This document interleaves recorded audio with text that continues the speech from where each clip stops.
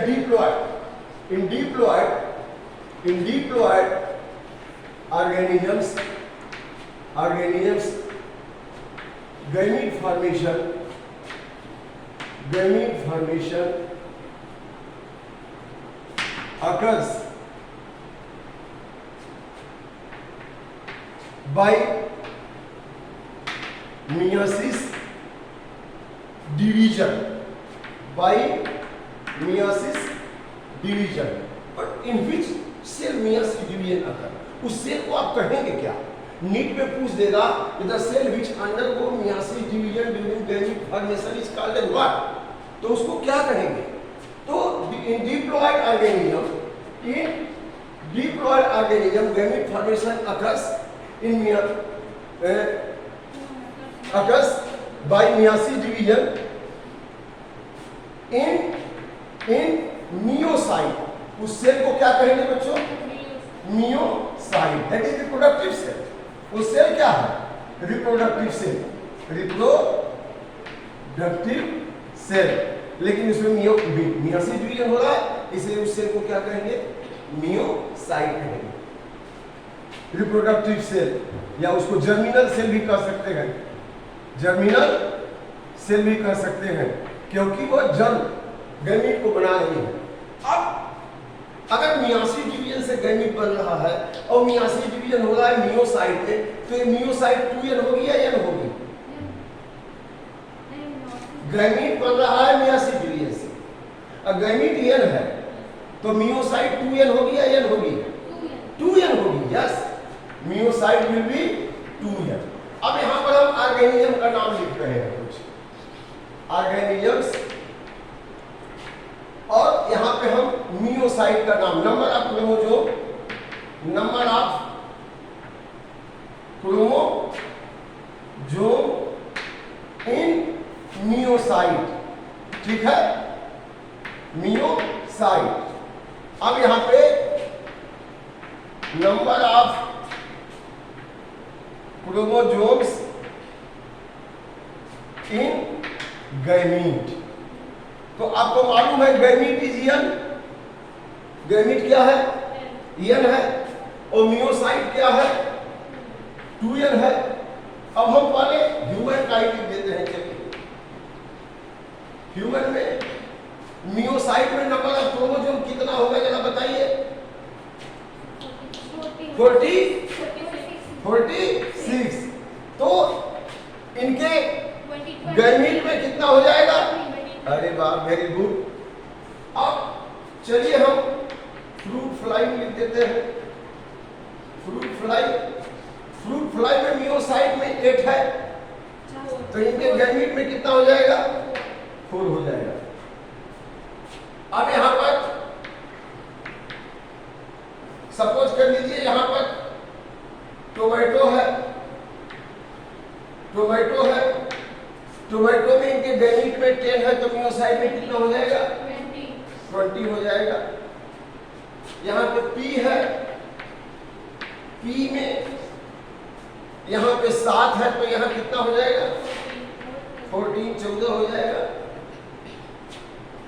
एक फल है, फल का नाम है ओफियो ब्लॉसम. इसमें नंबर ऑफ क्रोमोसोम 630 है गैमीट में, तो उसके मियोसाइट में कितना हो जाएगा?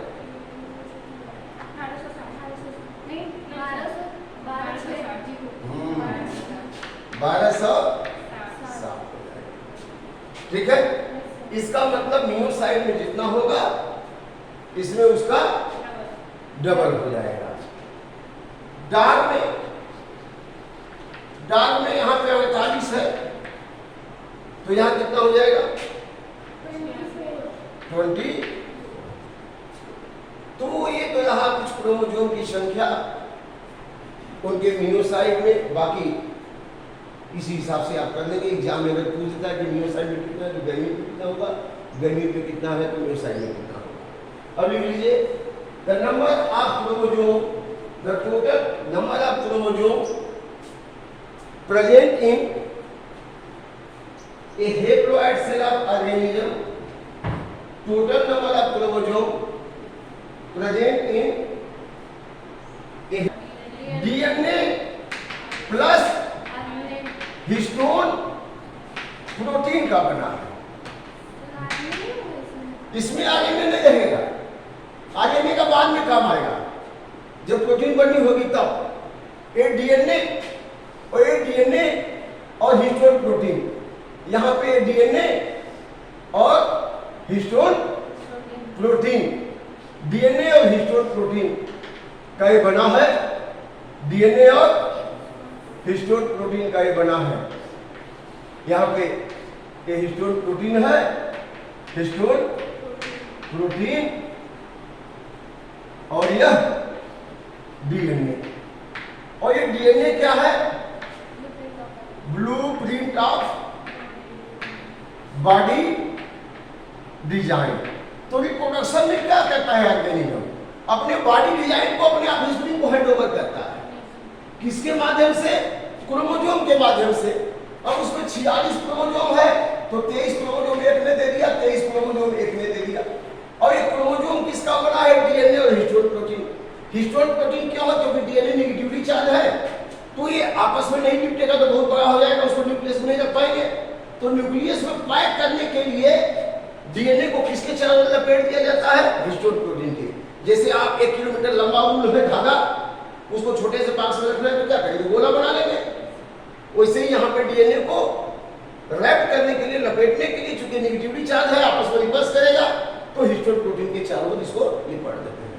तो हिस्टोन प्रोटीन और डीएनए इसको न्यूक्लियोसोम कहते हैं। बहुत सारे न्यूक्लियोसोम मिलाकर क्रोमेटिन, और बहुत सारे क्रोमेटिन। समझा ना? तो ये है इनका सिस्टम। अब हम लोग बात करते हैं प्लांट में है ट्रांसफर ऑफ गैमीट्स।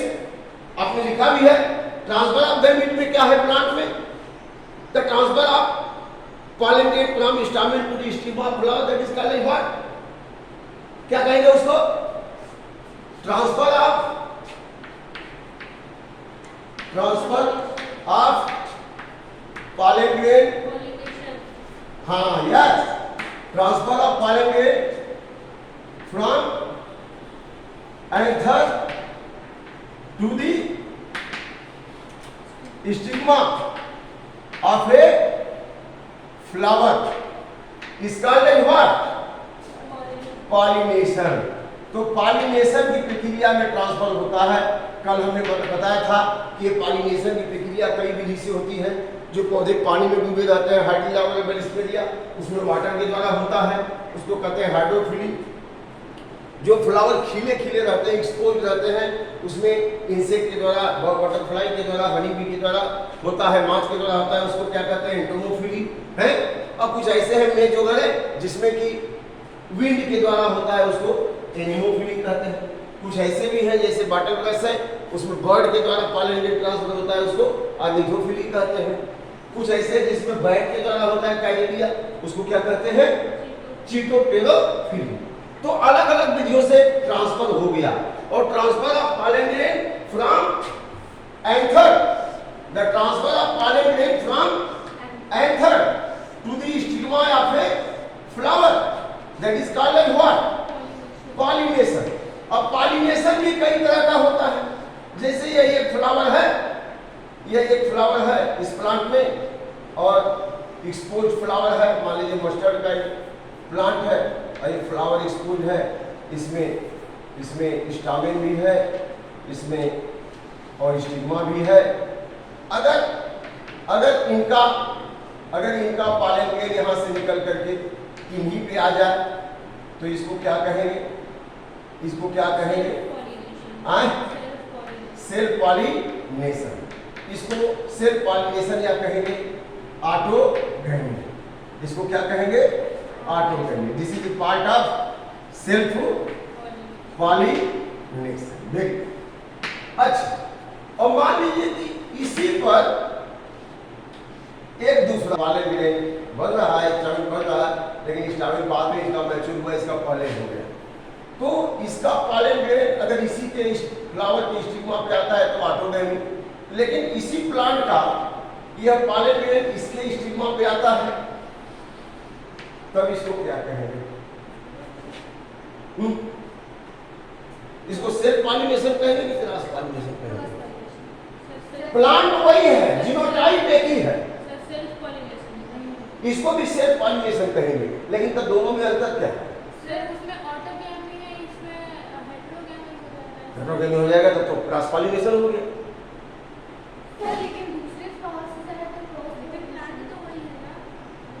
क्रॉस का मतलब जीनोटाइप अलग होना पड़ेगा, जीनोटाइप तो एक ही है। अब हमारे बॉडी के यहाँ में जो क्रोमोसोम है वही यहाँ में हो गए, वही यहाँ में हो गए, सर आगे का सेल वैसे ही हो गए, तो इसमें भी तो ही है, तो उसको क्या कहेंगे? सेल्फ पॉलिनेशन तो कहेंगे। हमने बताया था ब्रायोफाइट टेरिडोफाइट में वाटर के द्वारा उनके जो एंथ्रीजोइड्स होते हैं, एंथ्रीजोइड्स ऐसे होते हैं कि इस तरह से फ्लैजिला होता है, पानी में तैरते हुए ये चले जाते हैं बरसात के दिनों में, इसीलिए जो ब्रायोफाइट में एम्फीबियस प्लांट कहा जाता है। तो अब ये एंथ्रीजोइड्स किसके द्वारा चले जाते हैं? करंट ऑफ वाटर के द्वारा चले जाते हैं एक प्लांट से दूसरे प्लांट जो जगह जगह पे है। फ्यूलेरिया तो बाइसेक्सुअल फ्लूइड क्रॉस पॉलिनेशन होता है, क्योंकि उनका फ्लो टेंडस है, एंडोसियम पहले मैच्योर हो गया और गाइनोसियम बाद में, तो उसी फ्लावर को तो उसी प्लांट को तो पॉलिनेट करेगा नहीं, बगल अगल बगल के प्लांट में चला जाता है फ्यूलेरिया के।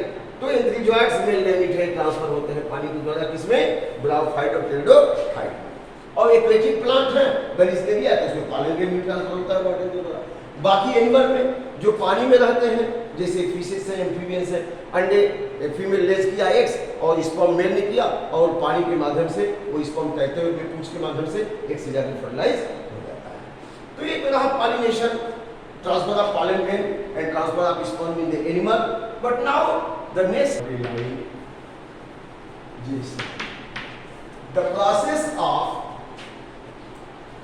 the process of fusion of a male gamete with a female gamete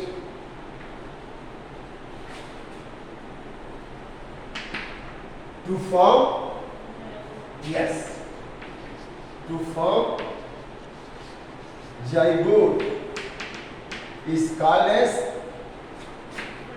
fertilization. Fertilization को एक नाम और देते हैं, इसको कहते हैं सिनगैमी। क्या कहते हैं? सिनगैमी कहते हैं। The process of union of male gamete with female gamete to form zygote is called as fertilization. यहाँ पे मेल गैमीट फीमेल गैमीट है, यहाँ पे मेल गैमीट है, ये यन है, ये भी यन है, दोनों मिल गए, अब यहाँ क्या बन गया? जाइगोट। अब बच्चों जाइगोट क्या होगा? 2n होगा, डिप्लॉयड हो जाएगा। अब यह फीमेल गैमीट है, एक तरफ ये फीमेल गैमीट है, अब एक तरफ ये मेल गैमीट, दोनों का फ्यूजन होता है फर्टिलाइज। अच्छा ये बताइए, बरसात के दिन में ही मेढक भी अंडे देते हैं फीमेल और फिशेस भी अंडे देती हैं। मेल स्पर्म रेज करता है, फिशेस का भी मेल स्पर्म, तो क्यों नहीं फिश का स्पर्म फ्रा के ओवम से फ्री हो जाता? उसी पानी में दोनों अंडे दे रहे हैं, चांस है कि नहीं? क्यों नहीं हो जाता? अलग स्पीसीज के हैं। मीन्स जैसे ही ओवम और स्पर्म कांटेक्ट में आते हैं, there is interaction between sperm and ovum, fertilizing and anti-fertilizing reaction takes place. If they are matching related to the same species, then this ovum allow the entry of a sperm inside. केवल एक sperm, वो उसी species का है, तो एक sperm inter करेगा, tell बाहर रह जाएगी, हेड इसका न्यूक्लियस आ जाएगा और बाकी का फिर जो ए मेम्ब्रेन है बिल्कुल रिजिड हो जाएगी, फिर वो अंदर दूसरा स्पर्म नहीं आ सकता। तो यहाँ पे इंटरेक्शन होता। अब ऐसे ही मान लीजिए प्लांट में भी वही चीज है, प्लांट में सपोज कर लीजिए कि खेत में बहुत सारे तरह के पौधे हैं और बटरफ्लाई तो जहाँ तक बैठते रहता है, हनी भी जहाँ तक बैठते रहता है, तो कोई सा भी पॉलन ग्रेन चिपका हुआ है और आके दूसरे स्पीसीज के फ्लावर पे बैठ गया तो वहाँ पॉलन ग्रेन गिर गया, तो क्या पॉलन ग्रेन यहाँ आ गया तो इसको अलाउ कर देगा जर्मिनेशन के लिए? यहाँ भी the interaction between pollen grain and stigmatic tissue, ये स्टिग्मा है और यह पॉलन ग्रेन है, तो interaction between pollen grain and stigmatic tissue occurs, and during interaction, if it is compatible, then it will allow to germinate from pollen tube, and then male gamete then will come into ovule, embryocide, then fertilization takes place. Otherwise, it will not allow the germination. ये germination ही नहीं होने देगा इसका, तो यहाँ भी interaction होता, एक डायलॉग चलता कि भाई आप हमारी स्पीसीज के हो कि नहीं हो तो you are not allowed to germinate here. इसको क्या कहते हैं? Interaction between pollen grain and stigmatic tissue. समझ में आ गया? ठीक है, क्वेश्चन पूछा जाएगा कि in the field there are so many type of plants and they are bearing flower at the same time, then the pollen grain of one species comes out the stigma of the species, why it is not germinate? तो the between pollen grain and stigmatic tissue interaction takes place, the stigmatic tissue recognize it, if it is compatible when related to the same species, then it will allow the germination of the pollen, otherwise ठीक है ना? तो ये रहा event में fertiliser का। अच्छा, अब यहाँ पे वही चीज है कि एनिमल में तो हमेशा ही, एनिमल में क्या होगा? हमेशा ही क्रॉस फर्टिलाइजेशन होगा। अर्थवन में टेस्टिस ओवरी एक ही में है, लेकिन उसके एक ही अर्थवन में टेस्टिस यहाँ पे 13वें सेगमेंट में है, ओवरी 13वें सेगमेंट में है और टेस्टिस 18वें में। तो कहाँ से? तो दो अर्थवन अपोजिट दिशा में मिल जाते हैं और एक दूसरे में उसके स्पर्मेटिका में अपने स्पर्म को देते हैं और क्रॉस फर्टिलाइजेशन होता है। कार्बोनस में भी मेल फीमेल अलग है, क्रॉस फर्टिलाइजेशन होता है। तो लिख लीजिए, the animal are generally unisexual, so cross fertilization takes place, अब ये फर्टिलाइजेशन इंटरनल होगा कि एक्सटर्नल होगा? in animal fertilization is two types, one is external fertilization and other is internal fertilization। तो जब इसमें फिश में और फ्रॉग में, यस लिख लीजिए, in lower grade animal fertilization is external like fishes and amphibians, the female lay eggs in water. यहां पे फीमेल ने एक्स को लेज कर दिया, कहां? वाटर में लेज कर दिया, एक्स को लेज कर दिया। यहां पे एक्स आ गए, यहां पे एक्स आ गए, पड़े हुए हैं, स्पॉनिंग के रूप में ऐसे हैं, और मेल ने क्या लेज कर दिया? स्पर्म लेस कर दिया, स्पर्म रिलीज कर दिया, ढेर सारे स्पर्म आ गए, लेकिन एक ओवम को केवल एक ही स्पर्म, यह मेल से स्पर्म आ गए, कहां आ गए? पानी में आ गए, एक के पास, हाँ एक के पास, इन वाटर। तो बॉडी के अंदर तो फर्टिलाइजेशन नहीं हुआ फीमेल के, एक्सटर्नल, इसको क्या कहेंगे? External fertilization. तो they lay eggs and sperm in water, फिर fertilization takes place, so it is called as what? बस लिख लो, हमने दिखाने के लिए बना दिया है, ये तो जनरल सी बात है ना। ये केवल समझने के लिए, female lays eggs in water, male lays sperm in water and they fuse, है ना, then next generation takes place.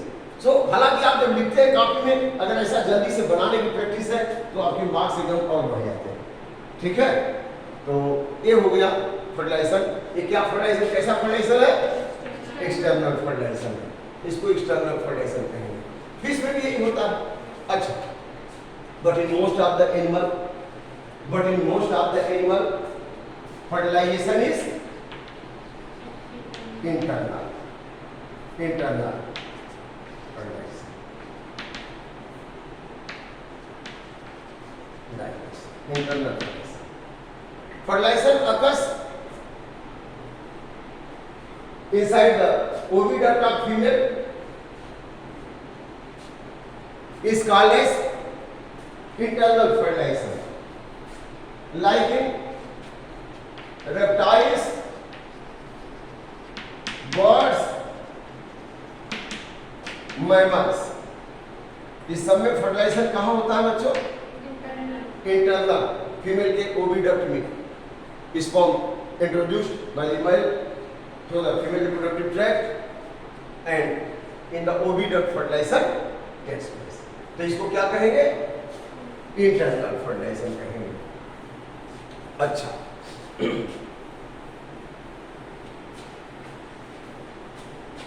After fertilization under the fusion of male and female gamete, zygote develops, which grows, undergo cleavage,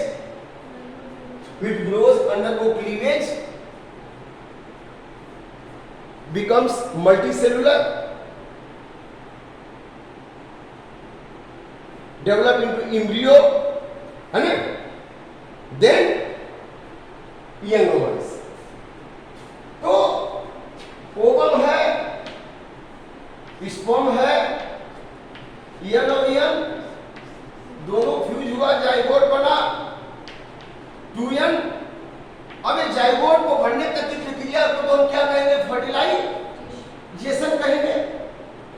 लेकिन कुछ ऐसे भी organism हैं जो बिना फर्टिलाइजेशन के ही यंग वंश में बदल जाते हैं। लिख लीजिए, in some animals like drone of honeybee, rotifers, ये पानी में रहते हैं, and bird like turkeys and lizard example है। In some animals like drone in honey bee, rotifers, bird like turkey and lizard, unfertilized ovum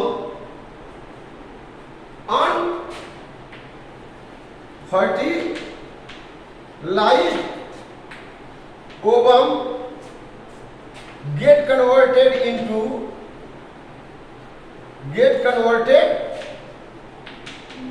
into young ones, बिना फर्टिलाइजेशन के young ones बदल गया। This process is called as, क्या कहेंगे बच्चों this process को? This process is called as what? Parthenogenesis. बहुत ही अद्भुत है, एकदम बिल्कुल एक्सेप्शनल केस। बायोलॉजी में बहुत सारी जगहों पे एक्सेप्शन है। यहाँ पे बिना फर्टिलाइजेशन के ही ओवम हेड आउट होके यंग वंश में बदल गया। अब जब यंग वंश में बदल गया तो इसको हम पार्थेनोजेनेसिस कहेंगे। फर्टिलाइजेशन नहीं कर सकते, पार्थेनोजेनेसिस। That is clear? या पीडोजेनेसिस भी कुछ लोग। चलिए, तो ये तो आप फर्टिलाइजेशन के बारे में। अब पोस्ट फर्टिलाइजेशन, फर्टिलाइजेशन इवेंट, इसके पहले थोड़ी सी बातें करना चाहते हैं। जैसे ओवम बहुत बड़ा हो, स्पर्म बहुत छोटा हो, तो इसको क्या कहेंगे? एनाइसोगेमस। ओवम बड़ा है, अब दोनों बिल्कुल इक्वल साइज के हैं तो आइसोगेमिक्स है, बिल्कुल इक्वल है ना? और एक छोटा एक बड़ा है तो एनाइसोगेमिक्स, ठीक है ना? तो इनके शेप और साइज के आधार पर होता है। अब पोस्ट फर्टिलाइजेशन इवेंट, क्या है? कहां से शुरू होगा? पोस्ट फर्टिलाइजेशन इवेंट कहां से शुरू होगा? जाइगोट से शुरू होगा। जाइगोट किसका प्रोडक्ट है? फर्टिलाइजेशन का प्रोडक्ट है।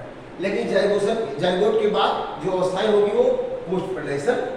हाँ, लिख लीजिए, during fertilization, when male and female gamete fuse, during fertilization, when male and female gamete fuse, a female gamete, a male gamete fuse, then form zygote.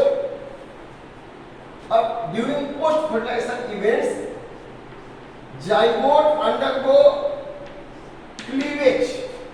Cleavage means divide हुआ लेकिन separate नहीं हुआ. Zygote undergo cleavage. Zygote undergo cleavage. Zygote undergo cleavage. Becomes multicellular. Then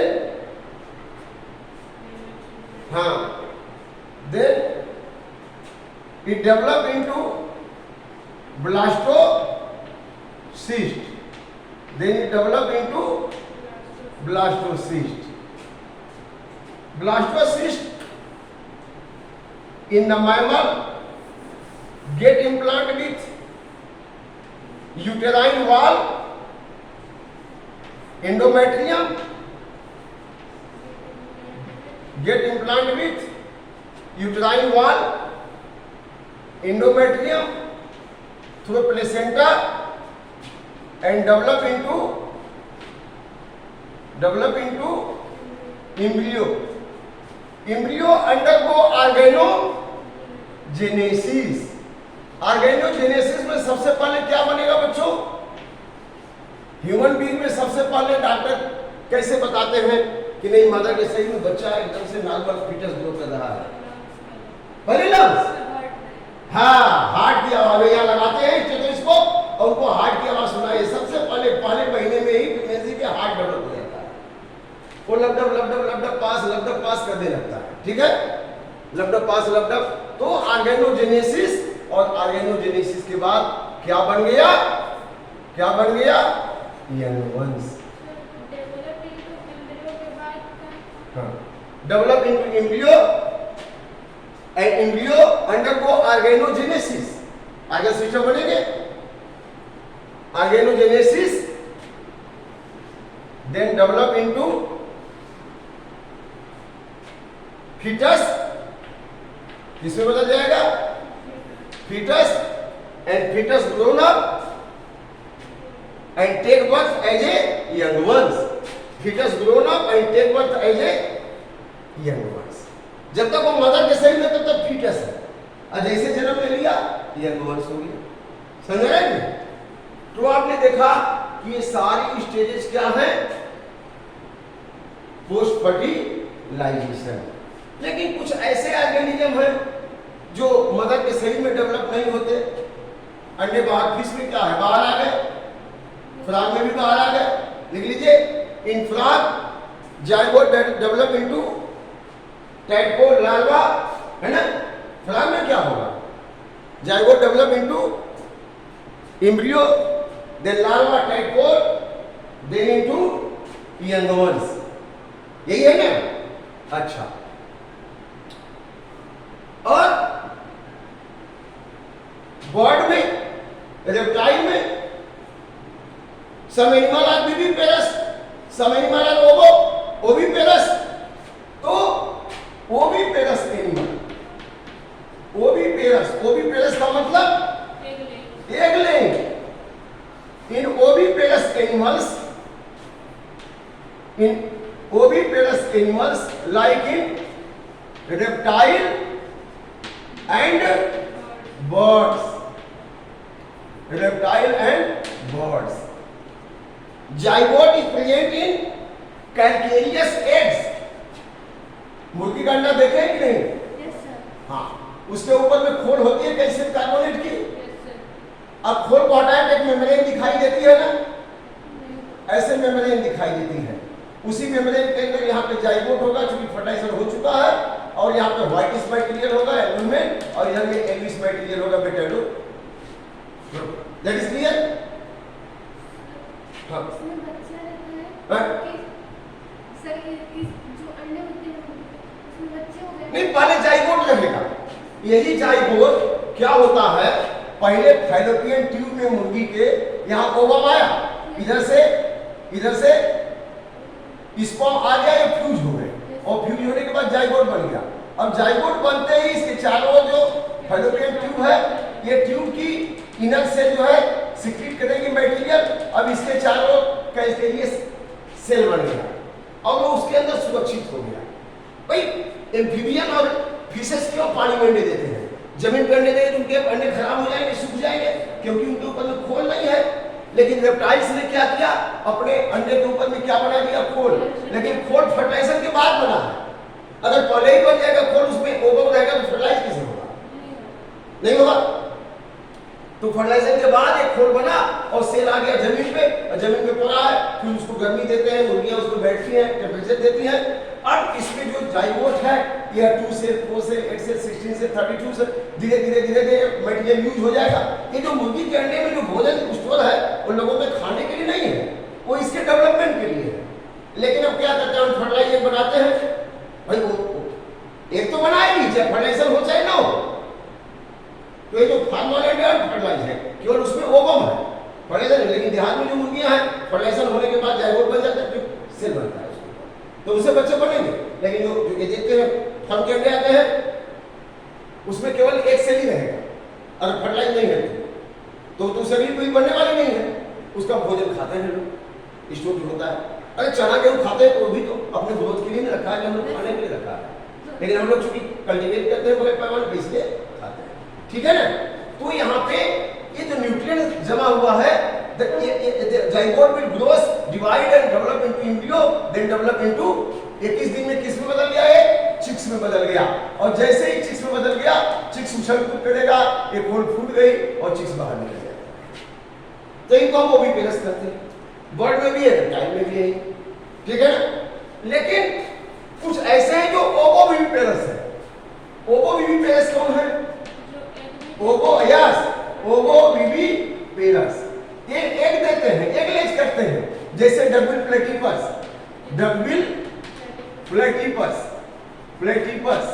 और एकिडीना, डकविल platypus and एकिडीना। ये क्या करते हैं? Egg लेज करते हैं। एग लेज किए, फर्टिलाइज एग, और इसके बाद इसको हैच करते हैं। जब इससे यंगमस बनता है तो उसको दूध पिलाते हैं। इनकी माताएं क्या करते हैं? इनको दूध पिलाते हैं, इनको दूध पिलाते हैं और फिर बड़े हो जाते हैं, ठीक है। नहीं, कंगारू में वो जन्म देते हैं, लेकिन लेस डेवलप करते हैं तो जन्म देते हैं, उछल भी नहीं सकते, इसलिए आगे बैली में रख लेते हैं, थैले में, उनको मार्सुपियल कहते हैं। वो मैमल जन्म देते हैं। एक ओविपेरस हो गए।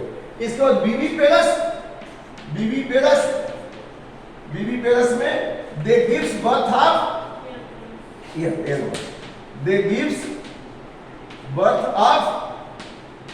Of young ones. Young ones का जन्म देते हैं। ये कैसे होता है? जैसे सारे मैमल्स